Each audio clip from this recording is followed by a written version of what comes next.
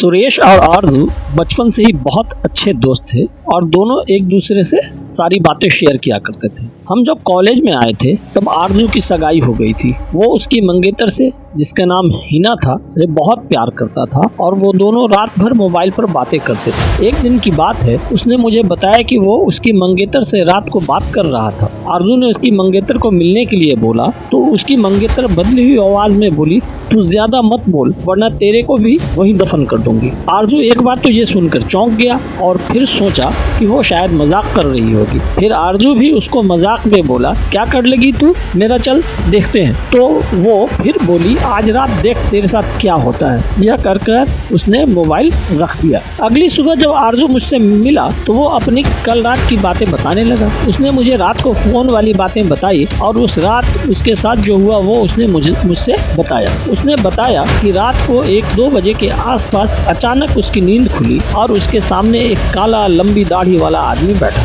वो बोलने लगा, ले आ गया मैं, अब देख तेरे साथ क्या होता है। उसने आरजू का गला पकड़ लिया। उसने मेरी सांसें रुक गई। आरजू ने उसी वक्त उसने अल्लाह का नाम लेते हुए नमाज पढ़ना शुरू कर दिया और वो उसके सामने से गायब हो गया। मुझे उसकी बात सुनकर बड़ा आश्चर्य हुआ कि ऐसा कैसे हो सकता है। उसके अगले दिन आरजू ने फिर अपनी मंगेतर से मोबाइल पर बात की और बोला, कल रात तुम मुझे क्या अनाप शनाप बोल रही थी। उसकी मंगेतर ने कहा, ऐसा कैसे हो सकता है, लेकिन कल तो मैं फोन नहीं किया था तुमको।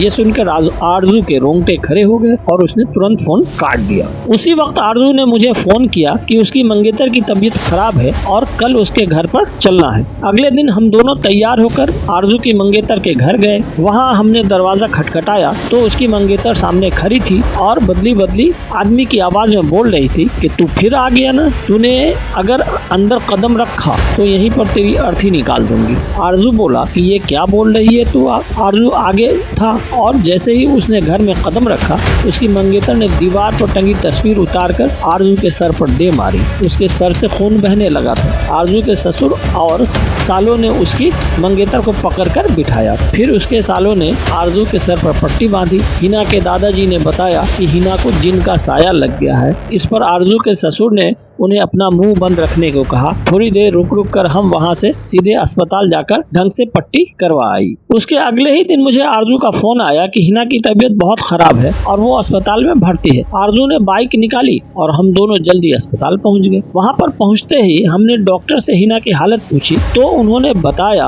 कि उसकी हालत बहुत नाजुक है, कौन सी बीमारी है वो पता नहीं चल पा रहा है और उसके घर वालों को डॉक्टर ने आरजू को घर ले जाने को कहा है। सभी हैरान थे कि ऐसी क्या बीमारी है जिसका इलाज डॉक्टर के पास भी नहीं है। फिर उसके घर वाले हिना को घर ले आए। हिना ने आरजू को बुलाया और कहा कि मैं जब ज्यादा दिन जिंदा नहीं रह पाऊंगी और तुम किसी अच्छी लड़की से शादी कर लेना। ये सुनकर आरजू की आंखों में आंसू आ गए और बोलने लगा कि मैं तुम्हें मरने नहीं दूंगा। फिर हिना के दादाजी ने उसको एक बाबा के पास ले जाने को कहा। हम उसको बाबा के पास ले गए और बाबा ने बताया कि इसको एक बुरे जिन ने जकड़ लिया है जिसकी वजह से वो इसके शरीर को नुकसान पहुंचा रहा है। अब बहुत देर हो गई है। बाबा ने बताया कि इसका एक ही इलाज है, यहाँ से 100 किलोमीटर दूर एक दरगाह है, वहाँ इसका इलाज हो सकता है। और बाबा ने बताया कि इसके साथ वही इंसान जाएगा जिसे वो सबसे ज्यादा चाहती है, प्यार करती है। आरजू ने कहा कि मैं चला जाऊंगा, मुझे बाइक भी चलाने आती है। रात के 2 बजे आरजू और हिना दोनों बाइक पर निकल पड़े, लेकिन आधे घंटे बाद किसी का फोन आया कि आरजू और हिना का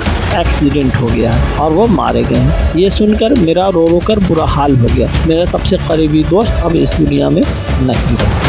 तो दोस्तों, ये थी हमारी आज की कहानी। उम्मीद करता हूँ आपको पसंद आई होगी। आपका क्या कहना है इस कहानी के बारे में, अपना कमेंट्स करके हमें जरूर बताइए। वीडियो को लाइक करके चैनल को सब्सक्राइब कर लीजिए। साथ में घंटी को दबाकर ऑल पर सेट कर लें ताकि आने वाली कहानी का नोटिफिकेशन आप तक जल्द पहुंच जाए। मिलते हैं अगले वीडियो में, तब तक के लिए धन्यवाद।